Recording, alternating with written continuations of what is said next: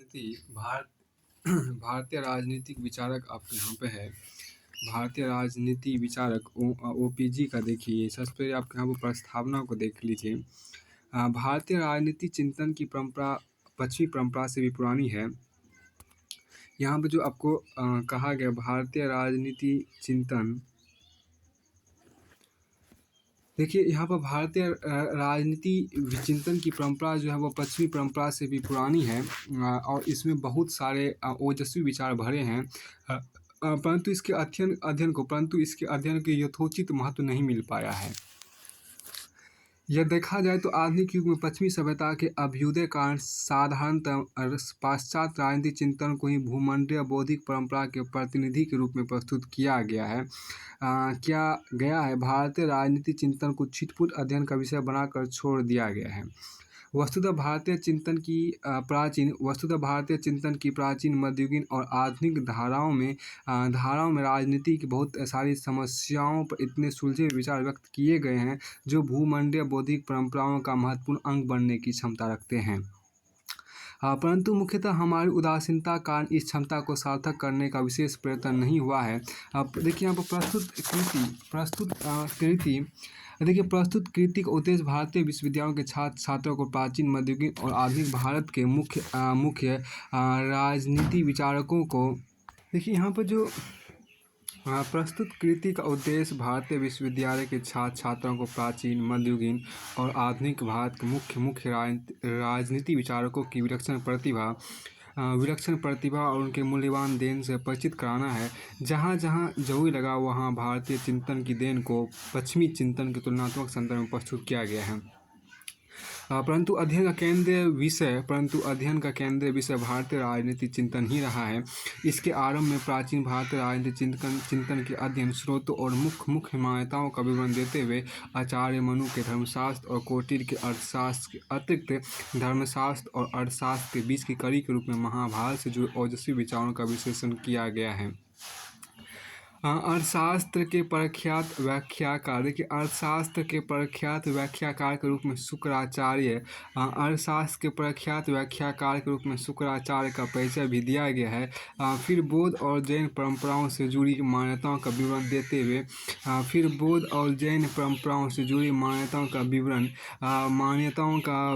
देते हुए धर्मशास्त्र और अर्थशास्त्र और बौद्ध परंपराओं का तुलनात्मक अध्ययन प्रस्तुत किया गया है। इसके बाद मध्ययुगीन भारत के राजनीति चिंतन की विशेषताओं पर प्रकाश डालते हुए जियाउद्दीन बर्नी और अबुल फजल की देन पर विचार किया गया है और संत कबीर के समन्वयवादी चिंतन की विस्तृत चर्चा की गई है। आधुनिक भारतीय राजनीति चिंतन के संदर्भ में यहाँ उपनिवेशवाद उत्पत्ति और प्रभाव, भारतीय पुनर्जागरण और राष्ट्रीय आंदोलन के स्वरूप की समीक्षा की गई है। फिर विभिन्न विचारधाराओं के सैद्धांतिक विवेचन के साथ उनसे जुड़े मुख्य विचारकों की देन को परखा गया। विशेष रूप से यहाँ उदारवादी राजा राम मोहन राय, दादा भाई नौरोजी, महादेव गोविंद रानडे, गोपाल कृष्ण गोखले, आदर्शवादी के अंतर्गत स्वामी दयानंद सरस्वती, लाला लाजपत राय, लोकमान्य बाल गंगाधर तिलक, बिपिन चंद्र पाल, श्री अरविंद, सुब्रमण्यम भारती, वीर सावरकर, सुभाष चंद्र बोस, मानववादी स्वामी विवेकानंद, रविन्द्रनाथ टैगोर, एम.एन. रॉय, नारी मुक्तिवादी पंडिता रामाबाई, समाजवादी नरेंद्र देव, लोकनायक जयप्रकाश नारायण, राम मनोहर लोहिया, जाति प्रथा विरोधी महात्मा फूले, B.R. अम्बेडकर, E.V. रामास्वामी नायकर और इस्लामी विचारकों सैयद अहमद खान, मोहम्मद इकबाल, मोहम्मद अली जिन्ना के अलावा महात्मा गांधी एवं जवाहरलाल नेहरू के अमूल्य योगदान की विस्तृत चर्चा की है। विभिन्न विचारों का विश्लेषण करते हुए कहीं विचारकों के जीवन की घटनाओं का उल्लेख भी आ गया है, परंतु उसका ध्येय भी प्रस्तुत चिंतन को स्पष्ट करना है। इस बात का ध्यान रखा गया है कि विचारों का विवेचन कहीं जीवनी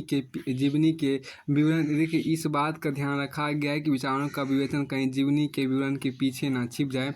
संपूर्ण कथ्य को सुगम और सरल बनाने के लिए विवेच विषय से जुड़ी संकल्पनाओं की परिभाषाएं, ऐतिहासिक संदर्भों का विवरण और अनेक महत्वपूर्ण उद्धरण यथास्थान चौकोरे बॉक्स में दिए गए हैं। जगह जगह प्रभाव आलेख, फ्लो चार्ट्स, तुलनात्मक आलेख, कंपैरेटिव चार्ट्स और उपयुक्त रेखाचित्र डायग्राम से देकर विस्तृत विषय को थोड़े से शब्दों में समेटने का प्रयत्न किया गया है। इस तरह यहाँ जटिल दार्शनिक विषयों को जटिल दार्शनिक विषयों को भी पाठक अनुकूल रीडर फ्रेंडली शैली प्रस्तुत किया गया है। भारतीय राजनीति विचारकों का प्रस्तुत संस्करण पिछले सब संस्करणों का उन्नत रूप है। आशा है कि इस रूप में प्रस्तुत कृति अपने पाठक वर्ग को न केवल भारतीय राजनीतिक चिंतन को समृद्ध परंपरा से परिचित कराएगी, बल्कि उन्हें मानव समाज की समस्याओं के बारे में स्वयं चिंतन करने की प्रेरणा देगी। देखिए, नए सुझावों का हार्दिक स्वागत किया जाएगा।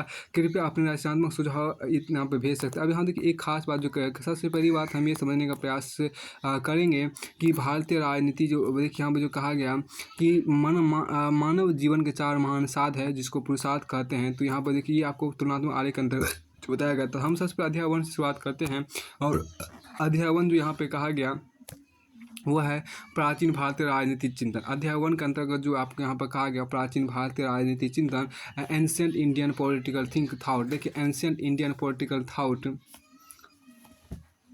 तो यहाँ पे एक खास बात देखिए प्राचीन भारतीय राजनीतिक चिंतन। देखिए प्राचीन भारतीय राजनीतिक चिंतन, प्राचीन भारतीय राजनीतिक चिंतन, तो देखिए यहाँ जो कहा गया प्राचीन भारतीय राजनीतिक चिंतन, ancient Indian political thought, ancient Indian political thought, ancient Indian political thought मतलब प्राचीन भारतीय राजनीतिक चिंतन। सामान्य परिचय जनरल इंट्रोडक्शन की बात यहाँ पर की गई है। तो सामान्य परिचय जनरल इंट्रोडक्शन की बात यहाँ पर की गई है। तो राजनीतिक चिंतन के संदर्भ में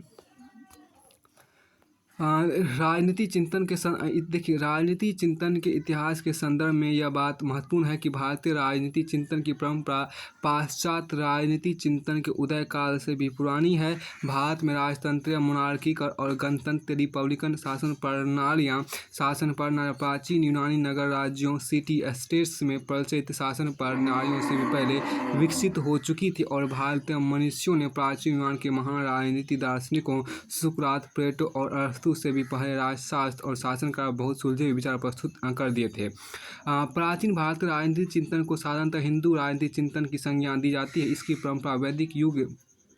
परंपरा देखिए प्राचीन भारतीय राजनीतिक चिंतन को साधारणतः हिंदू राजनीतिक चिंतन की संज्ञा दी जाती है। इसकी परंपरा वैदिक युग से आरंभ होती है जो मोटे तौर पर 200 शताब्दी ईसा पूर्व का समय था। यह परंपरा 14वीं शताब्दी ईस्वी तक चलती रही जब यहाँ मुस्लिम शासन पूरी तरह स्थापित हो गया। प्राचीन भारतीय राजनीतिक चिंतन अपने मूल रूप में ब्राह्मणवाद के अभ्युदय के समय विकसित हुआ। ब्राह्मणवाद हिंदू धर्म का सबसे पुराना रूप था जिसकी उत्पत्ति वैदिक परंपरा से हुई थी। इसमें उन संस्कारों की प्रधानता थी जिन्हें संपन्न करना ब्राह्मणों का कृत्य था। अतः संपूर्ण समाज में ब्राह्मणों का वर्चस्व स्वीकार किया जाता था। आगे चलकर जब नए धार्मिक आंदोलनों, नई जातियाँ, श्रेणियों और संघों का उदय हुआ और जब देश को विदेशी आक्रमणकारियों का सामना करना पड़ा तब इन समस्याओं के समाधान के उद्देश्य से भारतीय चिंतन में नए विचारों का आविर्भाव हुआ। कौटिल्य के अर्थशास्त्र, शुक्ल नीति और अन्य बहुत सारे श्रेणी ग्रंथों के अंतर्गत कौटिल्य के अर्थशास्त्र, शुक्ल नीति और अन्य बहुत सारे श्रेणी ग्रंथों के अंतर्गत इन नई परिस्थितियों के अनुरूप व्यवहार के लिए उपयुक्त निर्देश प्रस्तुत किए गए हैं। दूसरा पहला देखिए दूसरा जो यहाँ पर कहा गया अध्ययन के स्रोत की बात करते हैं, सोर्स ऑफ स्टडी की बात करते हैं। सोर्सेस ऑफ स्टडी, अध्ययन के स्रोत की बात यहाँ पर जो की गई है। प्राचीन भारत की राजनीतिक संस्थाओं और उनसे जुड़े चिंतन के अध्ययन के लिए अनेक स्रोतों से सहायता ली जा सकती है। इनमें वेद, ब्राह्मण ग्रंथ, उपनिषद, पुराण, महाकाव्य, रामायण और महाभारत, स्मृतियाँ, बौद्ध साहित्य, जैन साहित्य, कौटिल्य का अर्थशास्त्र, कामदंत का नीति सार, शुक्ल नीति तक कुछ साहित्यिक कृतियाँ विशेष रूप से उल्लेखनीय है। अब देखिए वेद, ब्राह्मण ग्रंथ और उपनिषद की बात की गई। देखिए ऋग्वेद, सामवेद, यजुर्वेद और अथर्ववेद। ऋग्वेद, सामवेद, यजुर्वेद और अथर्ववेद ये 4 वेद भारत के प्राचीनतम धार्मिक ग्रंथ माने जाते हैं। इन ग्रंथों विविध संदर्भों के अंतर्गत राज्य एवं शासन की उत्पत्ति, शासन के स्वरूप, राजा की शक्तियों, राज और मंत्री तथा राजा और प्रजा के परस्पर संबंध का विवेचन भी देखने को मिलता है। वस्तुतः सारे वेद प्राचीन भारतीय जीवन के बारे में विश्वस्त जानकारी के स्रोत माने जाते हैं। अतः इनसे तत्कालीन राजनीति से संबंधित जानकारी भी प्राप्त की जा सकती है। वैदिक मंत्र और महिलाओं की गद्य टीकाएं ब्राह्मण ग्रंथों के रूप में प्रस्तुत की गई है। वैदिक मंत्रों, देखिए यहाँ पर क्या वैदिक मंत्रों और संहिताओं की ग्रंथ टीकाएँ ब्राह्मण ग्रंथों के रूप में प्रस्तुत की गई है। अतः वेदों की तरह ब्राह्मण ग्रंथों में भी राजनीतिक चिंतन कुछ संकेत मिलते हैं। उदाहरण के शतपथ ब्राह्मण और ऐत्रेय ब्राह्मण के अंतर्गत इस तरह की पर्याप्त सामग्री प्राप्त होती है। उपनिषदों में साधारणतः आध्यात्मिक ज्ञान का विस्तृत भंडार निहित है, परंतु इनमें प्रसंगवश राजनीतिक चिंतन के संकेत मिल जाते हैं। उदाहरण के लिए ये छांदोग्य उपनिषद में राजनीति को छात्र विद्या की संज्ञा दी गई है और इसका यथेष्ट विवेचन प्रस्तुत किया गया है पुराण, महाकाव्य और स्मृतियाँ होता है, जिसको अंग्रेजी में पुराण, the great epics and the codes of law की बात यहाँ पर की गई है। पुराणों में देखिए साधारणतः देवी देवताओं और विष्णु के अवतारों की कथाओं का रोचक विवरण धार्मिक श्रद्धा के साथ प्रस्तुत किया गया है, परंतु कुछ पुराणों में नंद वंश, मौर्य वंश और गुप्त वंश से जुड़े ऐतिहासिक चरित्रों का वृत्तांत मिलता है। इसमें अनेक महत्वपूर्ण राजनीतिक विचार गुथे हुए हैं। महाकाव्यों की परंपरा महर्षि वाल्मीकि कृत रामायण और महर्षि वेदव्यास कृत महाभारत सबसे महत्वपूर्ण है। महाकाव्यों की परंपरा में महर्षि वाल्मीकि कृत रामायण और महर्षि वेदव्यास कृत महाभारत सबसे महत्वपूर्ण है। महाकाव्यों की परंपरा में महर्षि वाल्मीकि कृत रामायण और महर्षि वेदव्यास कृत महाभारत सबसे महत्वपूर्ण है। रामायण में मर्यादा पुरुषोत्तम राम का विस्तृत चरित्र चित्रण मिलता है। महाभारत के अंतर्गत राज सिंहासन का अधिकार के प्रश्न पर कौरवों और पांडवों के परस्पर विवाद और उनके परस्पर विनाशकारी युद्ध का भव्य विवरण दिया गया है। इसमें योगी राज भगवान कृष्ण की भूमिका पर भी प्रकाश डाला गया। वैसे रामायण और महाभारत दोनों में जगह जगह राजनीतिक विचार गुथे हुए हैं, परंतु महाभारत के शांति पर्व में राजधर्म का जैसा निरूपण किया गया है वह बेजोड़ है। देखिए स्मृतियाँ भी मुख्यतः धार्मिक ग्रंथ है। इनमें मनुस्मृति का अन्यतम स्थान है। मनुस्मृति की तरह अन्य प्रसिद्ध स्मृति जैसे कि विष्णु स्मृति, नारद स्मृति, याज्ञवल्क्य स्मृति, बृहस्पति स्मृति इत्यादि में भी दंड नीति, राजविद्या और राजधर्म के सिद्धांत विस्तृत प्रकाश डाला गया है। स्मृति ग्रंथों के तुलनात्मक अध्ययन से यह संकेत मिलता है कि प्राचीन भारत में मत मतांतर की अभिव्यक्ति को पर्याप्त प्रोत्साहन दिया जाता था। उदाहरण के लिए याज्ञवल्क्य स्मृति की अनेक मान्यताएं मनुस्मृति की मान्यताओं से भिन्न है और संभवतः अधिक प्रगतिशील है। बौद्ध और जैन साहित्य की बात यहाँ पर आपको की गई है। बुद्धिस्ट एंड जैन लिटरेचर की बात की गई है।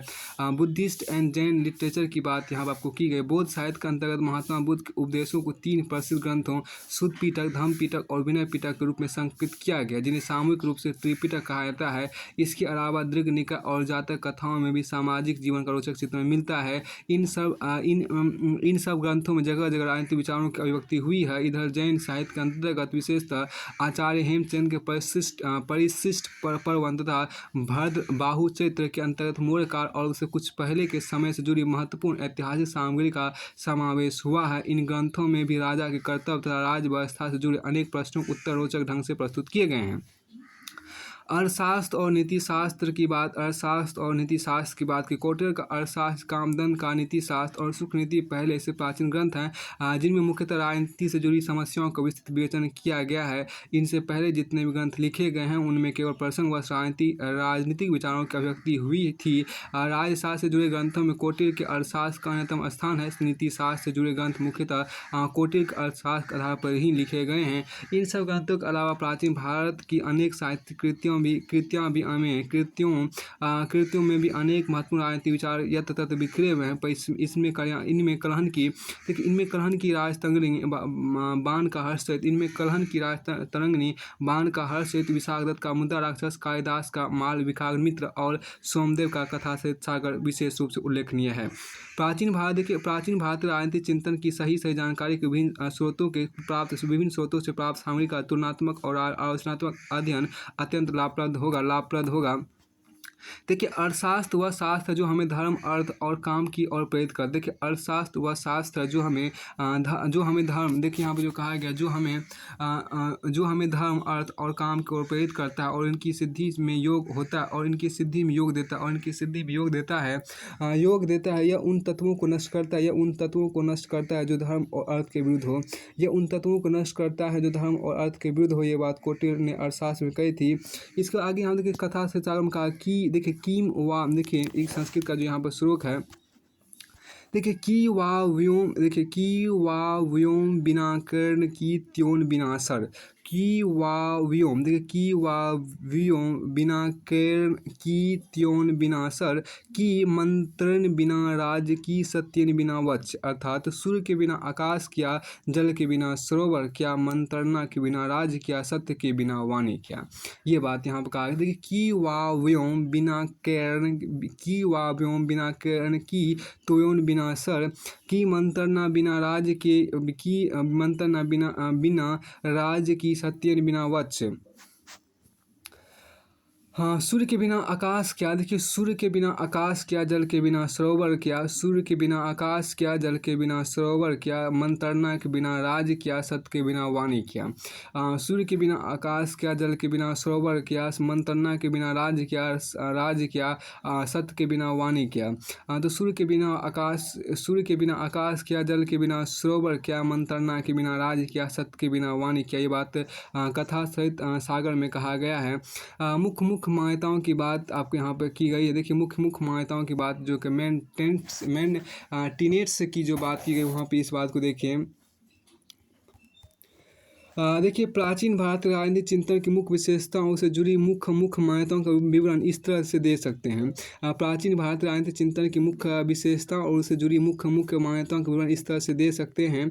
देखिए आध्यात्मिकता की ओर झुकाव, देखिए आध्यात्मिकता की ओर झुकाव की बात करते हैं, इंक्लाइनेशन टुवार्ड्स स्पिरिचुअलिटी की बात करते हैं। प्राचीन भारत के संपूर्ण चिंतन एवं दर्शन में आत्मा और परमात्मा जैसे आदि भौतिक विषयों मेटाफिजिकल सब्जेक्ट में गहरी अभिरुचि का परिचय मिलता है। यहाँ ज्ञान नॉलेज को संपूर्ण सृष्टि का नियामक तत्व माना गया और उसे ईश्वर का साक्षात स्वरूप कहा गया है। सृष्टि को स्थिर रखने के लिए जरूरी है कि उसका प्रत्येक तत्व अपने नियत स्थान पर स्थिर रहकर उपयुक्त नियमों का पालन करे। चूँकि मानव समाज सृष्टि की ही एक अभिव्यक्ति है, इसलिए जरूरी है कि प्रत्येक मनुष्य अपने नियत स्थान पर स्थिर रहकर अपने कर्तव्य का पालन करे। हिंदू चिंतन के अनुसार जड़ जगत को देखिए हिंदू चिंतन के अनुसार जड़ जगत तो प्राकृतिक निर्विकार नियमों से संचालित होता है, परंतु मनुष्य इच्छा और विचार की क्षमता से संपन्न है। अतः मानव समाज को संचालित करने वाले नियमों का ज्ञान प्राप्त करके ही वे अपने अपने कर्तव्यों का पालन कर सकते हैं। इन नियमों का समुच्चय ही धर्म वर्च्यू है जो सत्य और न्यायोचित का पर्याय है। दूसरी ओर मनुष्य मोह माया लोभ या अहंकार के वशीभूत होकर धर्म के मार्ग से विचलित हो सकते हैं। उन्हें सही रास्ते अपनाने और चलाने के दंड फोर्स का प्रयोग आवश्यक हो जाता है। फोर्स का प्रयोग आवश्यक हो जाती है। इसके बाद यहाँ पर जो कहा गया राजतंत्र की प्रधानता की बात यहाँ पर की गई, जिसको हम अंग्रेजी में बोलते हैं।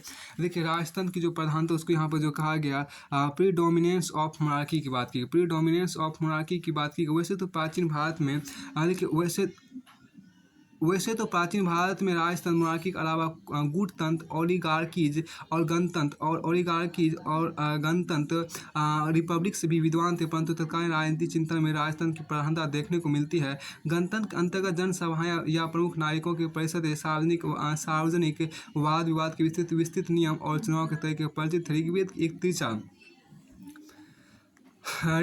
एक त्रिचा की बात करते हैं। ऋग्वेद की एक त्रिचा के अंतर्गत जनसभा की भावना को बड़े सुंदर ढंग से व्यक्त किया गया है। तुम्हारे उद्देश्य एक हो, तुम्हारे मन एक हो। देखिए बहुत अच्छी बात कहा गया है।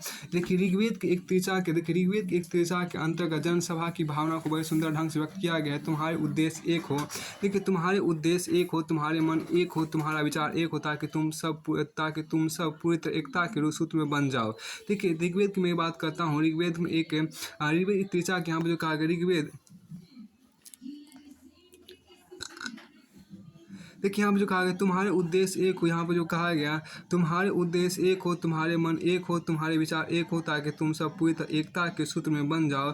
परंतु गणतंत्र की भावना इतनी परंतु गणतंत्र की भावना की इतनी मुखर अभिव्यक्ति के बावजूद परंतु गणतंत्र की भावना की इतनी मुखर अभिव्यक्ति के बावजूद इस दिशा में कोई व्यवस्थित चिंतन उभर कर सामने नहीं आया। गणतंत्रीय प्रणाली के विषय में जो थोड़ा बहुत चिंतन प्रस्तुत किया गया है वह या तो लुप्त हो चुका है या फिर कुछ महाकाव्य नाटक और पुराणों के चिटपुट प्रसंगों में बिखरा पड़ा है।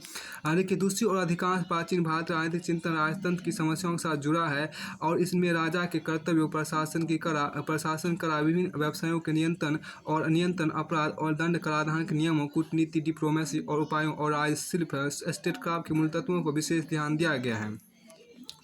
देखिए यहाँ पर जो आपको कहा गया है, देखिए राजतंत्र मोनार्की किसे कहते हैं। देखिए राजतंत्र ऐसी शासन प्रणाली है जिसमें शासन की संपूर्ण शक्ति किसी राजा या किंग रानी के हाथों में होती है। साधारणतः राजतंत्र प्रजा के हित को समर्पित होता है। हालांकि राजा और उससे जुड़े लोगों की स्थिति प्रजा से बहुत ऊंची मानी जाती है। देखिए गुटतंत्र या ओलिगार्की किसे कहते हैं। गुटतंत्र ऐसी शासन प्रणाली है जिसमें शासन की संपूर्ण शक्ति इन्हें गिने चुने लोगों के गुटों या समूह के हाथ में रहती है। साधारणतः ये गुट अपनी शक्ति का प्रयोग स्वार्थ साधन के लिए करता है। अब देखिए गणतंत्र क्या होता है। गणतंत्र ऐसी शासन प्रणाली है जिसमें शासन की शक्ति किसी राजा या सम्राट के हाथों में नहीं रहती, बल्कि वह किसी साधारण नागरिक या नागरिकों के समूह के हाथों में रहती है जो सर्वसाधारण के समर्थन से सर्वसाधारण के हित में शासन चलाता है। देखिए जो सर्वसाधारण के समर्थन से सर्वसाधारण के हित में शासन चलाता है। गणतंत्र के अंतर्गत राजनीतिक अधिकारों, पॉलिटिकल राइट्स की दृष्टि से सब नागरिक समान माने जाते हैं। देखो यहाँ पे जो कहा गया जो सर्वसाधारण के समर्थन से, देखिए जो सर्वसाधारण के समर्थन से सर्वसाधारण के हित में शासन चलाता है। गणतंत्र के अंतर्गत राजनीतिक अधिकारों, पॉलिटिकल राइट्स की दृष्टि से सब नागरिक समान माने जाते हैं। देखिए यहाँ पर जो कहा गया कि इसमें थोड़ा सा धर्म और दंड की संकल्पनाएं की बात आपको की गई है। धर्म और दंड की संकल्पना, देखिए कंसेप्शंस ऑफ वर्च्यू, देखिए conceptions of virtue and state power की बात की गई है। धर्म और दंड, देखिए धर्म और दंड प्राचीन भारतीय राजनीतिक चिंतन का आधारभूत संकल्पनाएं हैं। धर्म मानव समाज की अमूल्य निधि है, दंड उसका प्रहरी है। देखिए दंड का अर्थ दंडा स्टिक, जो कि बल प्रयोग का प्रतीक है। धर्म या कानून लॉ का पालन कराने के लिए बल प्रयोग की कला दंड नीति है। अतः दंड नीति स्वयं राजनीति का पर्याय है। देखिए हम देखिए सर्वो दंड जितो लोको दुर्लभो ही सूची नर। इसका देखिए हम जो कहा गया, चाणक्य ने कहा था राजनीति शास्त्र में, सर्वो दंड जितो लोको दुर्लभो ही सूची नर।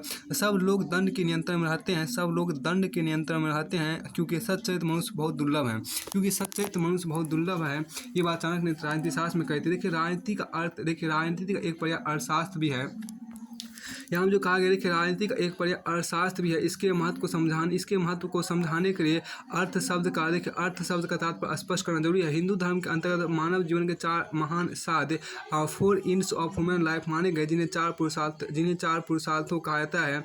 तो जिन्हें चारों पुरुषार्थ कहा जाता है, पहला धर्म वर्च्यू, दूसरा अर्थ वेल्थ, और तीसरा काम प्लेजर, और चौथा आपको मोक्ष इमेंसिपेशन। देखिए धर्म वस्तुतः समाज के नैतिक मूल्यों मोरल वैल्यूज का समूह है। इसमें व्यक्ति के मुख्य कर्तव्यों की चर्चा की जाती है। सामाजिक जीवन को सुचारू रूप से चलाने के लिए इन कर्तव्यों का पालन जरूरी समझा जाता है। देखिए जरूरी फिर इन कर्तव्यों, यहाँ जो कहा गया, फिर इन कर्तव्यों का पालन करके व्यक्ति जो पुण्य अर्जित करता है वह उसके आध्यात्मिक कल्याण स्पिरिचुअल वेलफेयर को बढ़ावा देता है। अर्थ का सरोकार भौतिक कल्याण मटेरियल वेलफेयर के साधनों को बढ़ाने से है। काम व्यक्ति को इंद्रिय सुख सेंसुअल प्लेजर के आस्वादन की क्लास से परिचित कराता है। मोक्ष से संबंधित चिंतन के अंतर्गत व्यक्ति को परम कल्याण अल्टीमेट गुड का मार्ग दिखाई देता है। मोक्ष से संबंधित विज्ञान के अंतर्गत मोक्ष से संबंधित विज्ञान यानी कि मोक्ष से संबंधित चिंतन के अंतर्गत व्यक्ति को परम कल्याण अल्टीमेट गुड का मार्ग दिखाया जाता है, ताकि उसकी आत्मा जन्म मरण के बंधनों से मुक्त होकर परम पद को प्राप्त कर सके। ताकि उसकी आत्मा जन्म मरण के बंधनों से मुक्त होकर परम पद को प्राप्त कर सके। धर्म का विवेचन धर्मशास्त्र का विषय धर्मशास्त्र का विषय है। अर्थ का विवेचन, देखो अर्थ का विवेचन अर्थशास्त्र में और काम का विवेचन कामशास्त्र में किया गया है। मोक्ष का महत्व इन सबसे बढ़कर मोक्ष का महत्व इस सबसे बढ़कर है, और वह भी धर्मशास्त्र एवं दर्शन शास्त्र फिलोसफी का विषय है। फिलोसफी का विषय वस्तुतः धर्मशास्त्र का विचार से इतना व्यापक है कि हमें आचार मनु के राजनीतिक विचार भी मनुस्मृति के अंतर्गत मिलते हैं, जिसका मुख्य विषय धर्मशास्त्र है। अर्थशास्त्र के अंतर्गत अर्थ या धन संपदा के उपार्जन के उपायों का विवरण होना चाहिए। धन संपदा और समृद्धि अर्जित करने का सर्वोत्तम उपाय यह है कि भूमि पर स्वामित्व स्थापित करके वहाँ के निवासियों पर अपना शासन स्थापित कर लिया जाए। अतः राज्य स्थापित करने, उसका प्रबंध चलाने और उसकी अभिवृद्धि करने की विद्या को अर्थशास्त्र कहा है। अतः राज्य स्थापित करने, उसका प्रबंध चलाने और उसकी अभिवृद्धि करने की विद्या को अर्थशास्त्र कहा गया है। कोटिक अर्थशास्त्र इसका भव्य उदाहरण है। वस्तुतः दंड नीति और अर्थशास्त्र की विषय वस्तु एक दूसरे की पूरक है। फिर आपको आगे यहाँ पे कहा गया, देखिए मानव जीवन के 4 महान, ये आपको फ्लो चार्ट यहाँ पे दिया गया है। देखिए मानव जीवन के 4 महान साध जो कहा गया है। देखिए 4 great ends of human life. पहला देखिए पुरुषार्थ, जिसको पुरुषार्थ बोलते हैं। पहले आपको पुरुषार्थ के अंदर देखिए धर्म है। धर्म आपको देखिए धर्मशास्त्र का विवेच विषय है, मतलब रिलीजियस ट्रीटाइज है।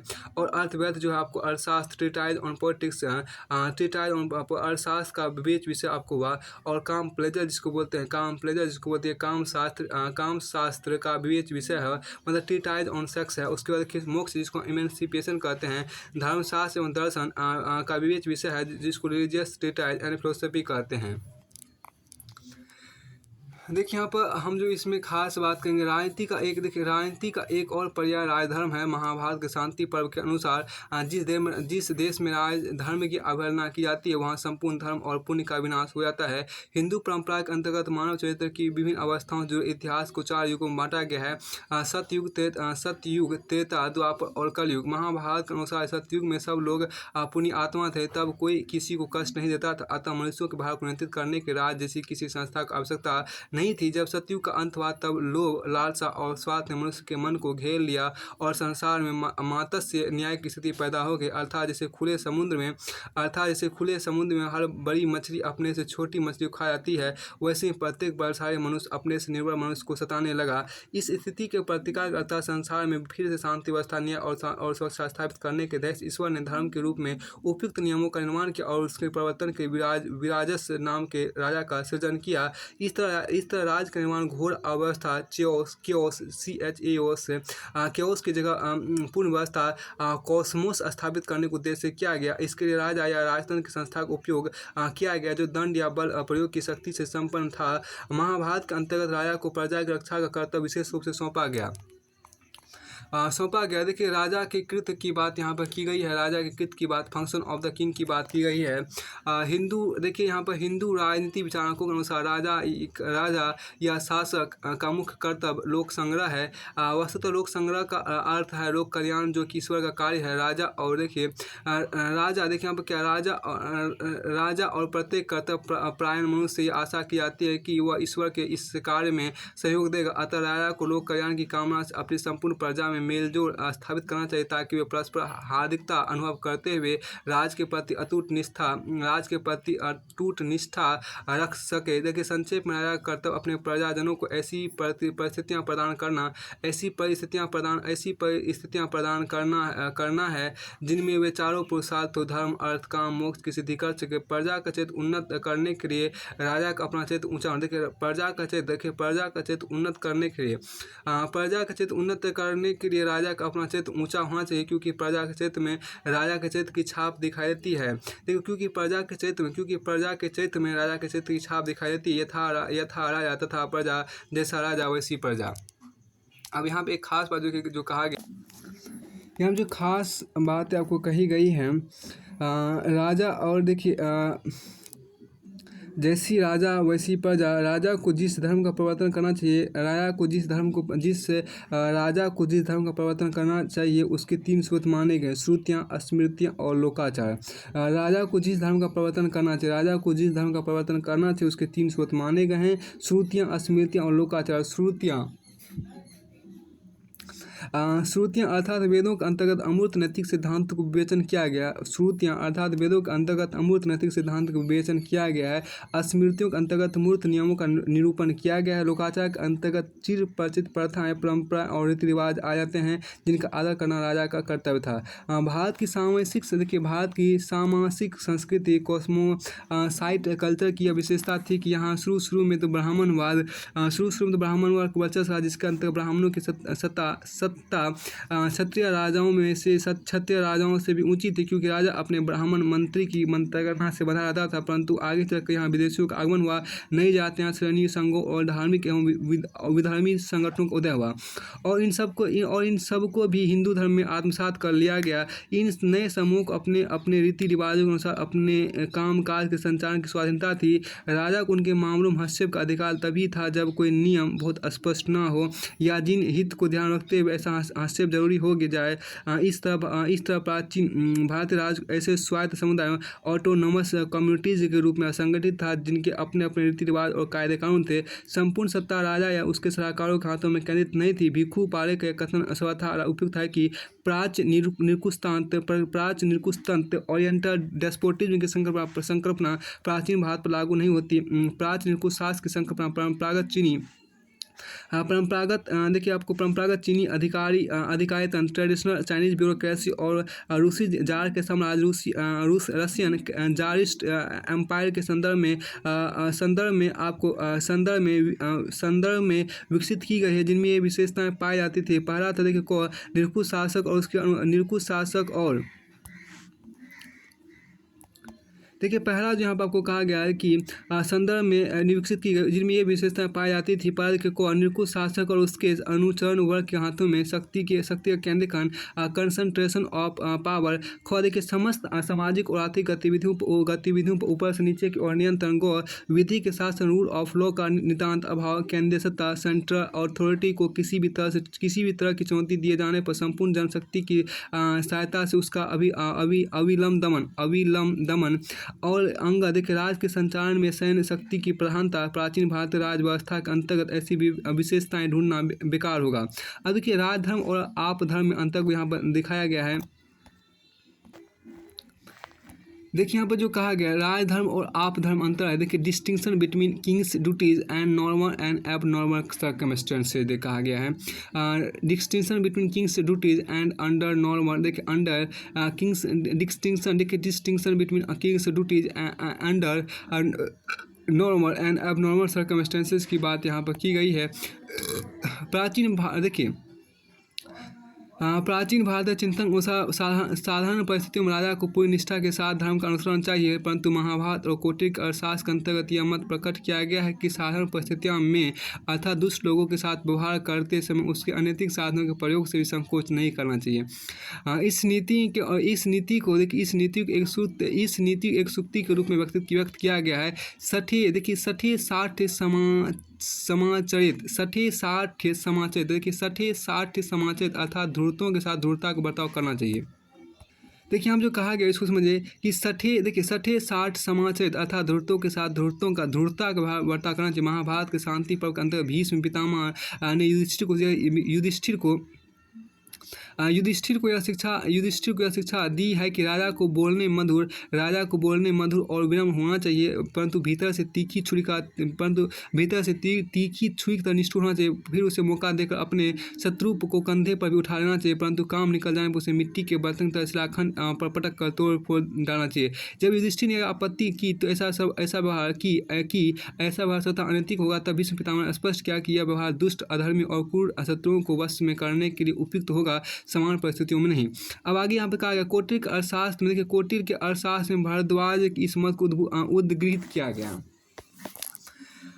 कोटिल के अर्थशास्त्र में देखिए, कोटिल के अर्थशास्त्र में भारद्वाज की इस मत को उद्गृहित किया गया कि राजकुमार कर्कट अर्थात केकड़े ऐसा हो सकता है जो अपने माता पिता को भी खा जाता है। ऐसे स्वभाव वाले राजकुमार को बढ़ते चुपचाप मसल देना चाहिए। राजा की अपनी स्थिति को सुदृढ़ करने के धैर्य से कोटिल ने विद्रोही राजकुमार और राजपुरुष और शत्रुओं को समाप्त करने के लिए दुर्भी संधि कंस्पायरेसी का सलाह दी है। दुष्ट, अधर्मी और अत्याचारी लोगों के विनाश के लिए उसने तरह तरह के विषय, दबाव और मंत्र प्रयोग का सुझाव दिया। कोटिल ने यह भी लिखा कि राजकोष खाली हो जाने पर उसे भरने के लिए राजा मंत्रियों की संपत्ति को हड़प सकता है। ध्यान रखिए, साहित्यकृत आपत्ति के समय के लिए ही उपयुक्त है, जब मर्यादा का पालन करना संभव नहीं रह जाता। आपातकाले मर्यादा नास्ति। देखिए, आपातकाले मर्यादा नास्ति, अतः यह उपाय आप धर्म का अंग है, राजधर्म का अंग नहीं। आधुनिक युग के पश्चिमी राजनीति दार्शनिक निकोलो मैकियावेली ने भी दुष्ट लोगों को वश में करने के लिए इससे मिलते जुलते विचार व्यक्त किए हैं। अब यहाँ देखिए, जो कहा निकोलो मैकियावेली का जो जीवन काल रहा वो आपको 1469 से लेकर 1527 ईस्वी तक रहा। अब के राजनीतिक संगठन और राजशिल्प की बात की गई है, political organisation and state crafts, राजशिल्प मतलब स्टेट क्राफ्ट्स की बात की गई है। प्राचीन भारतीय राजनीतिक चिंतक अंतर्गत राजनीतिक संगठन और राजशिल्प या शासन कला और कूटनीतिक सिद्धांत अत्यंत विकसित रूप में मिलते हैं।